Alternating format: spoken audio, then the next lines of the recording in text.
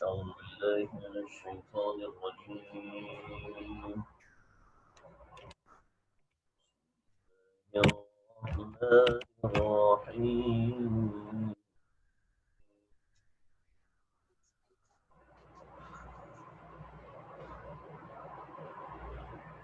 يا بني إسرائيل اذكروا نعمتي التي أنعمت عليكم وأني فضلتكم على العالمين. واتقوا يوما لا تجزي نفس عن نفس شيئا ولا يقبل منها شفاعة ولا يؤخذ منها عدل ولا هم ينصرون. صدق الله العظيم.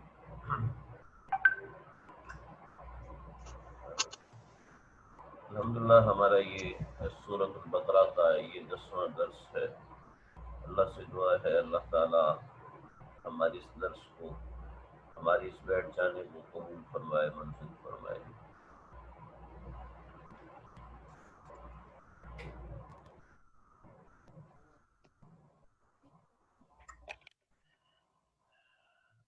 سورہ بقرہ کا یہ 5واں مضمون ہے، اور یہ 5واں مضمون سورہ بقرہ کا،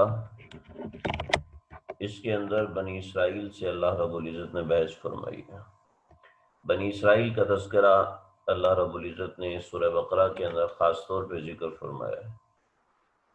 اور یاد رکھیں سورہ بقرہ کی بنی اسرائیل میں 5 انواع کا اللہ نے ذکر کیا ہے، یعنی 5 قسم کے بنی اسرائیل کے لوگ ہیں جن کا ذکر اللہ رب العزت نے سورہ بقرہ میں کیا ہے۔ تو یہ سورہ بقرہ کے اندر 5ویں نوع کو ہم نے شروع کیا ہے، اور جو پہلے کا درس ہے اس کے اندر بنی اسرائیل کی پہلی نوع کے بارے میں کچھ اجمالی باتیں آئی تھیں۔ اب یہاں سے جو آج کا درس ہے آیت نمبر 47 سے شروع ہو رہا ہے، یہاں سے اسی اجمال کی تفصیل ہے۔ اجمال کا معنی ہے کہ مختصراً اللہ رب العزت نے کسی بات کو ذکر فرمایا، اور تفصیل کا معنی ہے اسی اجمال کو اللہ نے کھول دیا ہے۔ میں نے یہاں سے پہلی نوع ہے، آپ حضرات ذرا قرآن مجید میں اگر دیکھیں گے تو قرآن مجید کے اندر یہ یہاں سے بنی اسرائیل کا ذکر شروع ہو رہا ہے۔ تو بنی اسرائیل کا ذکر یہاں سے شروع ہوا، یا بنی اسرائیل اذکروا، یہاں سے شروع ہوا۔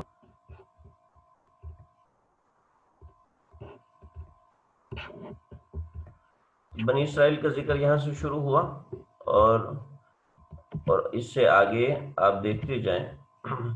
یہ قرآن مجید چل رہا ہے، میرے پاس جو قرآن مجید ہے یہ 15 سطروں والا قرآن مجید ہے، اور یہ 15 سطروں والے قرآن مجید کے صفحہ نمبر 20 تک دوبارہ یا بنی اسرائیل آ رہا ہے۔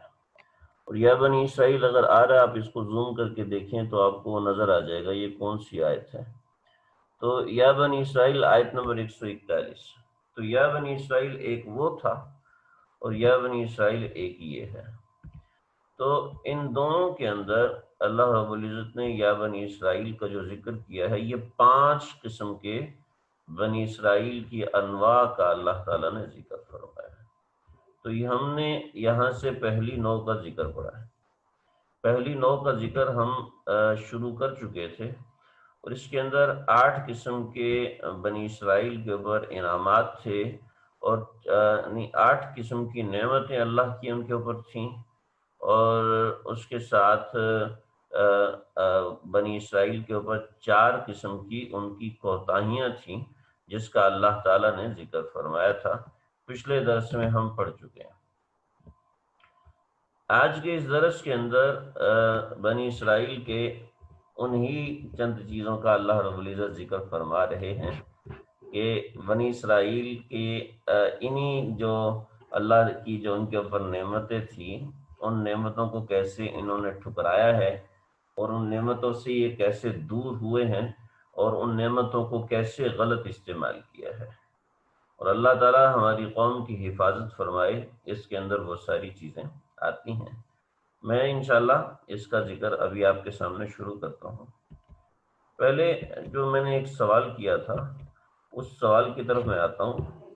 سوال یہ تھا کہ مصدقا لما بین یدیہ، مصدقا لما معکم، اس مصدقا لما معکم کے اندر بنی اسرائیل مراد تھے، اور بنی اسرائیل وآمنوا بما انزلت مصدقا لما معکم، یہ جو تھا کہ وآمنوا بما انزلت مصدقا لما معکم، تقریباً سبھی لوگوں نے اس کا جواب غلط دیا۔ اس میں آپ کا قصور نہیں ہے، وجہ اس کی یہ ہے کہ میں یہ چاہتا تھا کہ قرآن مجید میں تدبر کسی طریقے سے کرنا آ جائے، قرآن مجید کو کسی طریقے سے اس کو سمجھنا آ جائے۔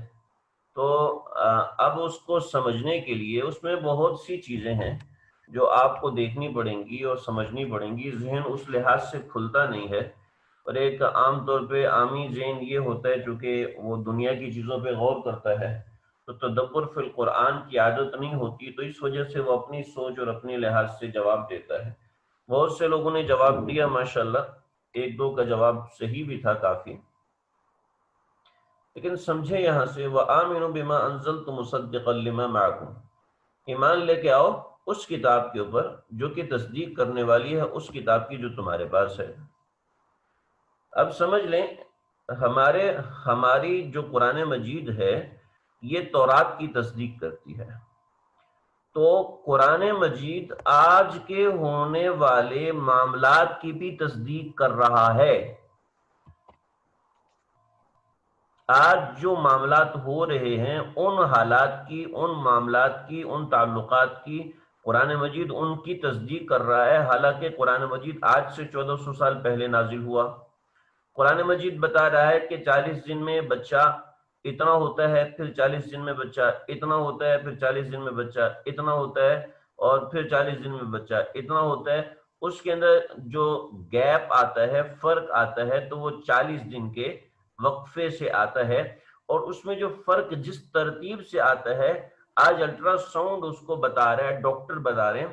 مورس بکائی کی کتاب ہے قرآن، اسلام اور سائنس، یہ مورس بقائی نے کتاب لکھی ہے، اور میں نے وہ کتاب دیکھی ہے، بڑی اس نے اچھی کتاب لکھی ہے۔ مورس بقائی نے ہمارے کتب خانے میں موجود ہے۔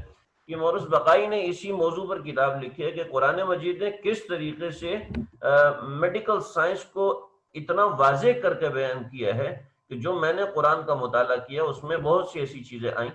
تو آج جو سائنس کہہ رہی ہے قرآن مجید اس کی پہلے سے تصدیق کر چکا ہے، اور آج کے جو حالات آ رہے ہیں قرآن ان کی بھی تصدیق۔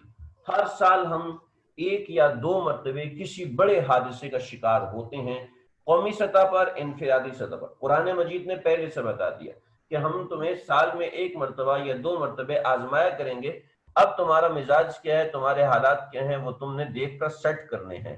اسی طریقے سے قرآن مجید نے یہ کہا، کسی نے کہا، قرآن مجید نے یہ کہا کہ تمہارے پاس سواریاں ہیں، اونٹ بھی ہیں، گھوڑے بھی ہیں، اور ایسی سواریاں بھی ہیں جو ابھی تمہیں نہیں ملی، یہ قرآن مجید میں ہے جی۔ اور پھر اس کے بعد آپ دیکھتے ہیں کہ جناب ایجاد ہوتا ہے ہوائی جہاز، ٹرین ایجاد ہوتی ہے، اور کشتی، بحری جہاز ایجاد ہوتے ہیں، اور اسی طریقے سے 85 چیزیں اس قسم کی ایجاد ہوتی ہیں۔ تو یہ سب چیزیں اللہ رب العزت نے پہلے سے قرآن مجید کے اندر واضح کر دی۔ قرآن مجید کی اتنی چیزیں واضح کر دی ہیں، تو یہ ساری ایسی چیزیں ہیں۔ تو معاملہ اس طریقے سے ہے۔ ہاں، تو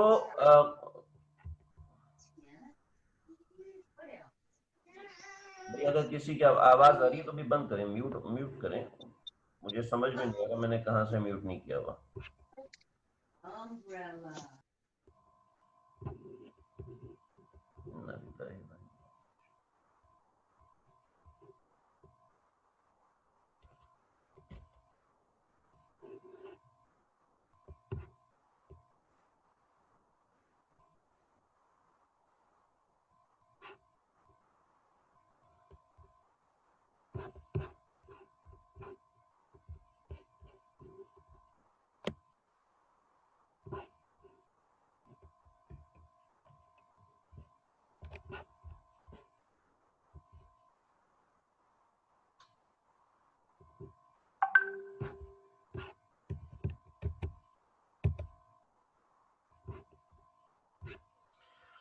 اللہ اکبر، استغفر اللہ، استغفر اللہ۔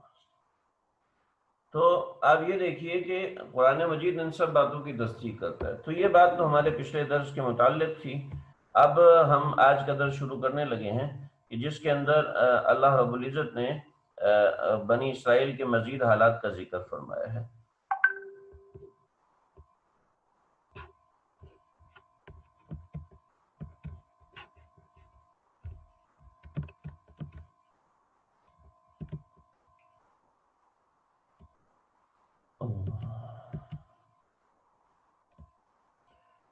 یہاں سے ہمارا سبق شروع ہو رہا ہے، یا بنی اسرائیل اذکروا نعمتی التی انعمت علیکم وانی فضلتکم۔ یا بنی اسرائیل کو اللہ رب العزت نے مخاطب فرمایا، مخاطب کر کے فرمایا اے بنی اسرائیل، یا بنی اسرائیل اذکروا نعمتی، میری ان نعمتوں کو یاد کرو، میری نعمت کو یاد کرو، التی انعمت علیکم، جو نعمتیں میں نے تم کو دی تھی، وانی فضلتکم علی العالمین، اور میں نے تم کو فضیلت دی تھی تمام عالمین پر، میں نے تم کو تمام عالمین پر فضیلت دی تھی۔ فضیلت اس لحاظ سے دی تھی کہ اللہ رب العزت نے ان کے اوپر اللہ نے کتنے انبیاء بھیجے، ان کے ساتھ اللہ رب العزت کے کیا کیا معاملات تھے، کیا کیا چیزیں تھیں، ان کا ذکر اللہ رب العزت نے متعدد مقامات پر کیا ہے۔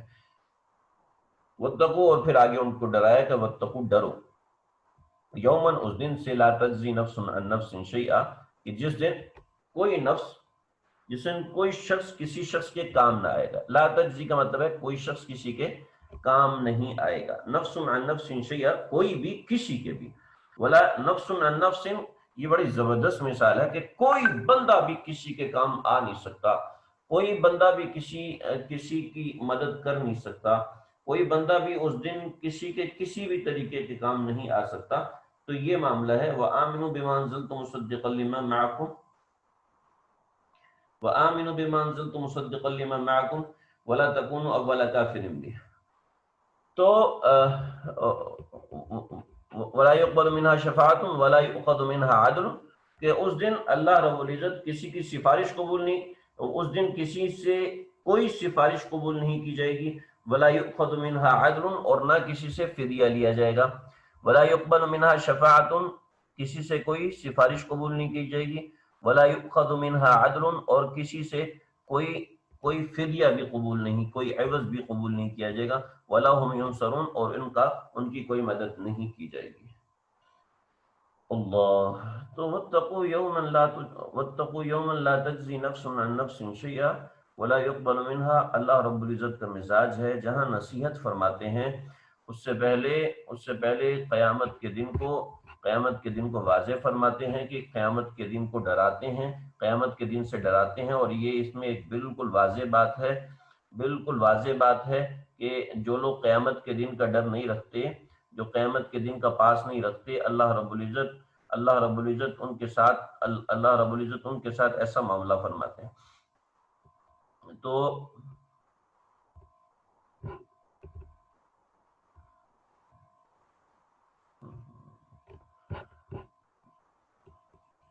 اللہ رب العزت ان کے ساتھ ایسا معاملہ فرماتے ہیں، اور ان کے ساتھ یہ چیزیں ہوتی ہیں جن کا ان آیات میں ڈرایا گیا ہے۔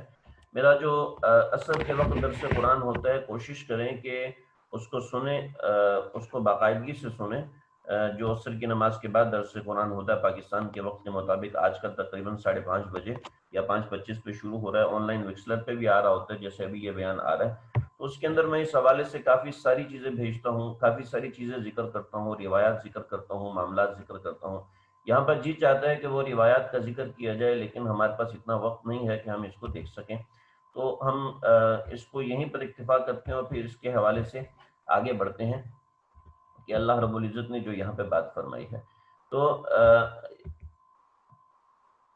یہ جو اگلا پورا رکوع ہے، یہاں سے جو اگلا ہم رکوع شروع کر چکے ہیں، وَإِذْ نَجَّيْنَاكُمْ مِنْ آلِ فِرْعَوْنَ وَإِذْ نَجَّيْنَاكُمْ مِنْ آلِ فِرْعَوْنَ يَسُومُونَكُمْ سُوءَ الْعَذَابِ، یہ اللہ رب العزت کی طرف سے پہلا انعام ہے۔ یہ پہلا انعام ہے کہ فرعون سے تم کو نجات دی کہ وہ تمہیں تکلیف دہ عذاب دیتا تھا۔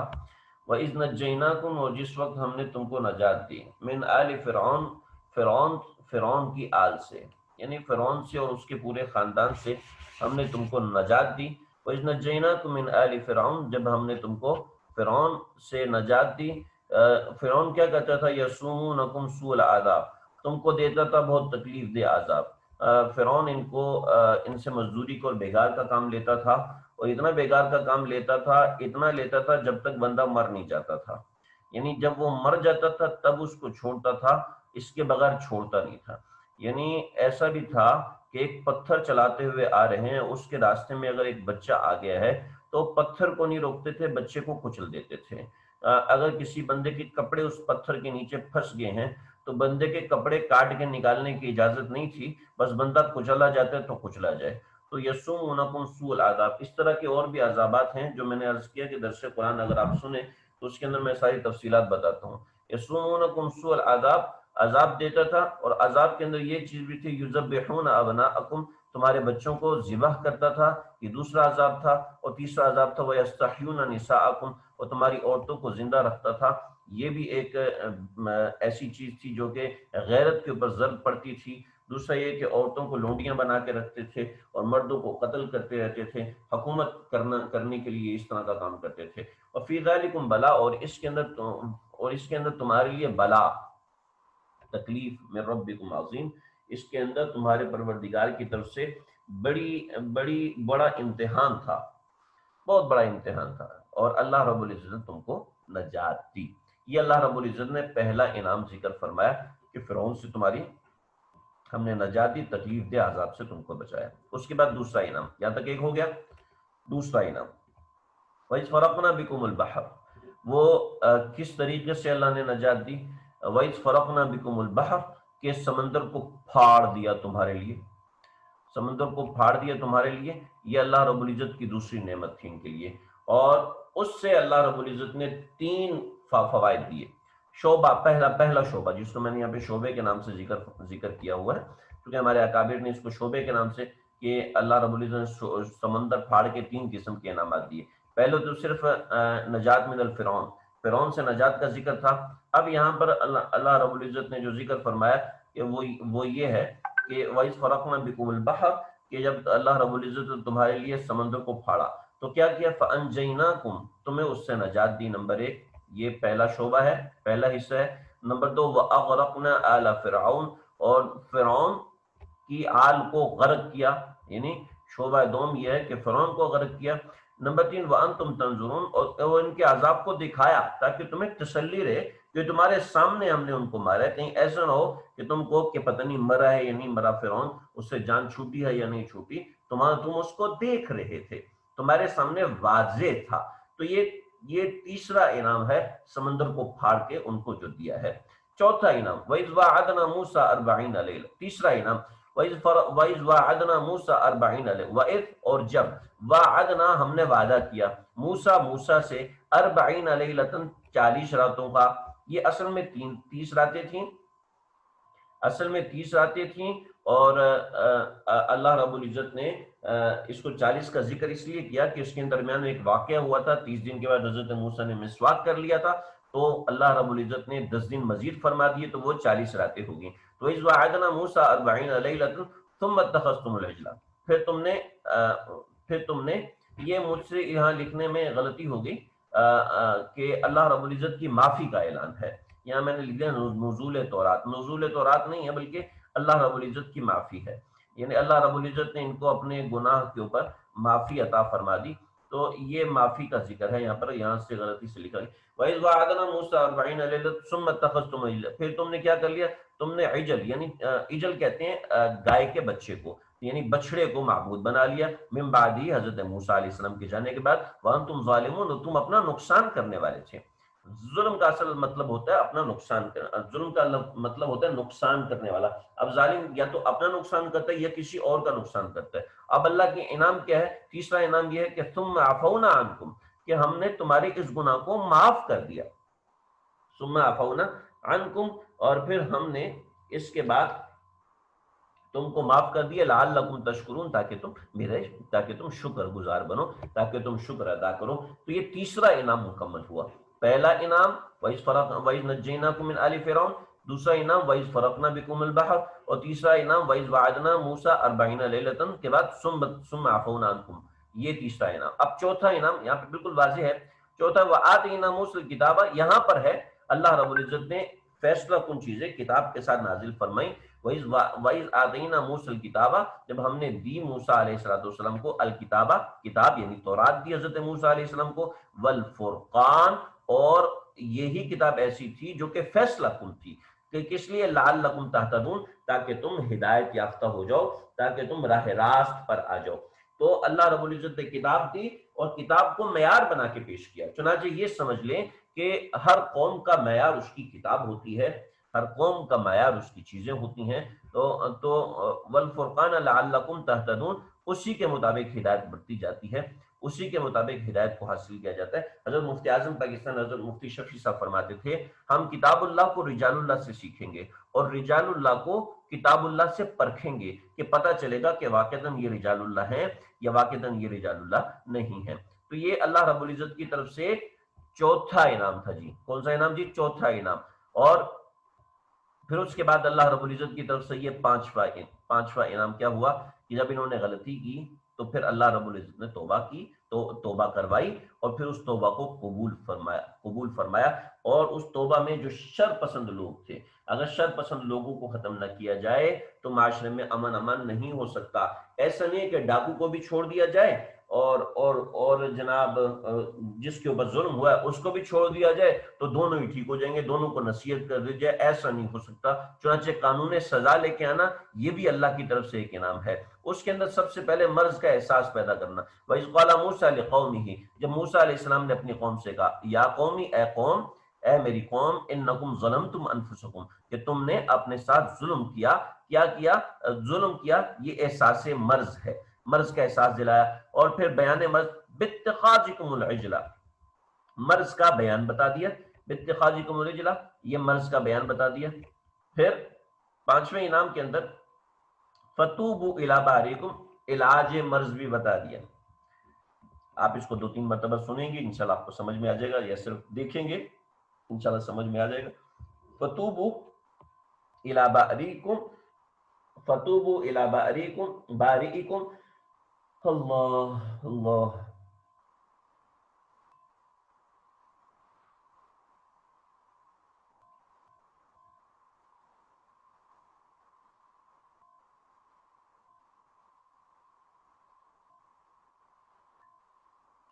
توبہ کرو الی بارئکم، اپنے خالق سے۔ باری یہ آپ الباری المصور سمجھتے ہیں، باری کا مطلب یہ خالق ہوتا ہے۔ تو توبہ کرو اپنے خالق سے، توبہ کرو اپنے خالق سے۔ اس کا طریقہ یہ ہے کہ فقتلوا انفسکم، اپنے نفسوں کو مارو۔ اپنے نفسوں کو مارو کا کیا مطلب ہے جی؟ اپنے نفسوں کو مارو کا ایک مطلب تو یہ ہے کہ انسان خود کو قتل کرے، اور ایک مطلب یہ ہے کہ اپنے بھائی کو قتل کرے، یہ مطلب بھی ہے، ٹھیک ہے؟ کیسے؟ یہ اپنی جگہ پر کسی کو قتل کرے۔ کیا مطلب اس کا؟ مطلب اس کا یہ ہے کہ ہم قربانی پیش کرتے ہیں جی، قربانی پیش کرتے ہیں تو وہ قربانی میری قربانی ہے، یہ فلاں کی قربانی ہے، یہ تو نہیں کہتے گائے کی قربانی ہے، گائے کی قربانی نہیں ہوتی، اصل میں ہماری قربانی ہوتی ہے۔ تو دو معنی ہے فقتلوا انفسکم، ایسے لوگوں کو جنہوں نے یہ گناہ کا کام کیا تو ان سے کہا گیا کہ اپنی تلوار سے اپنے آپ کو قتل کرو، ایک یہ معنی ہے، ایک یہ تفسیر ہے۔ فقتلوا انفسکم کا دوسرا معنی یہ ہے کہ اپنے نفسوں کے اندر جو غلط لوگ ہیں جنہوں نے شر پھیلایا ان کو قتل کرو۔ چنانچہ آج پاکستان کے اندر کوئی ڈاکہ مارتا ہے، کوئی غلط کام کرتا ہے، لہٰذا اس کو سزا دی جاتی، تو کیا وہ پاکستانی نہیں ہوتا؟ کیا وہ ہمارا بھائی نہیں ہوتا؟ ہمارا بھائی ہوتا ہے، لیکن اس کو ختم کرنا، اس کے جرم کو ختم کرنے کے لیے ضروری ہوتا ہے۔ تو فقتلوا انفسکم کا یہ معنی ہے۔ ذالکم خیر لکم، اور یہ تمہارے لیے بہتر ہے، تمہیں لگ رہا ہے بڑا مشکل ہے، ذالکم خیر لکم عند بارئکم، تمہارے پروردگار کے نزدیک یہ بہتر ہے، فتاب علیکم، وہ تمہاری توبہ کو قبول کرے گا، انہ هو التواب الرحیم، بے شک وہ معاف کرنے والے ہیں اور رحم کرنے والے ہیں۔ انہ هو التواب الرحیم کا ایک یہ مطلب ہے، اور ایک یہ مطلب ہے کہ وہ اتنا معاف کرنے والے ہیں اور اتنا رحم کرنے والے ہیں۔ پھر وَإِذْ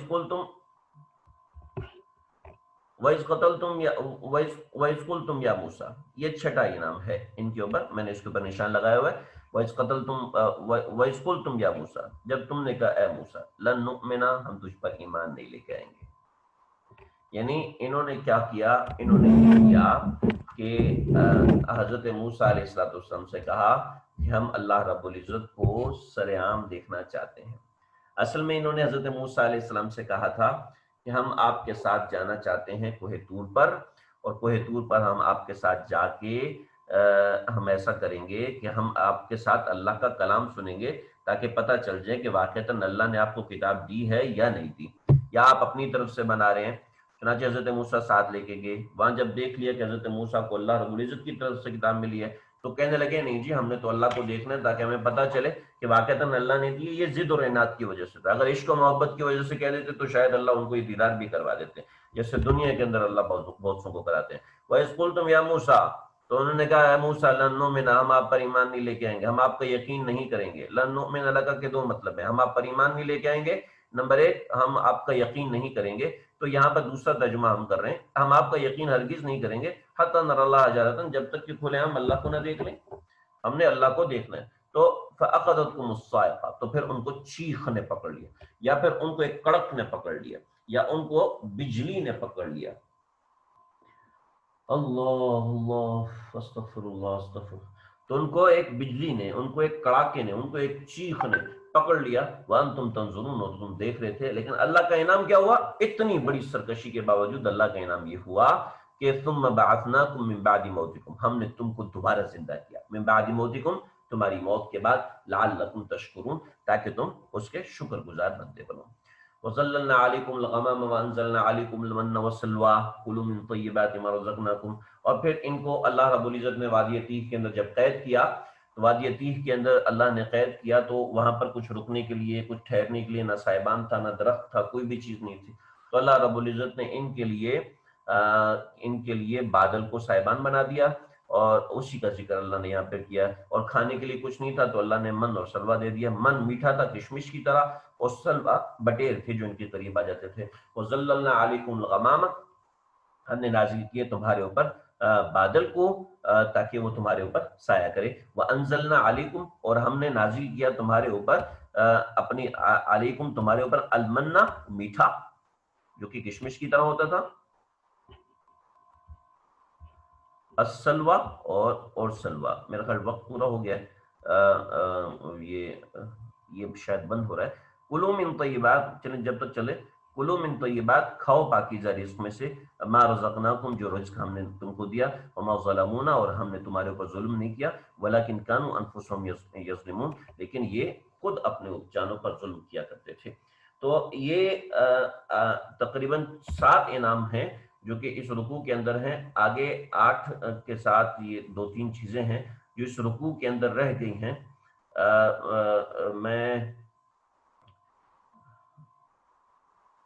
میں کوشش انشاءاللہ کوشش ہوگی کہ اگلے درس میں، ہاں آج فی الحال یہاں تک رکھے، اور کچھ باتیں میں بھی کرنا چاہتا ہوں۔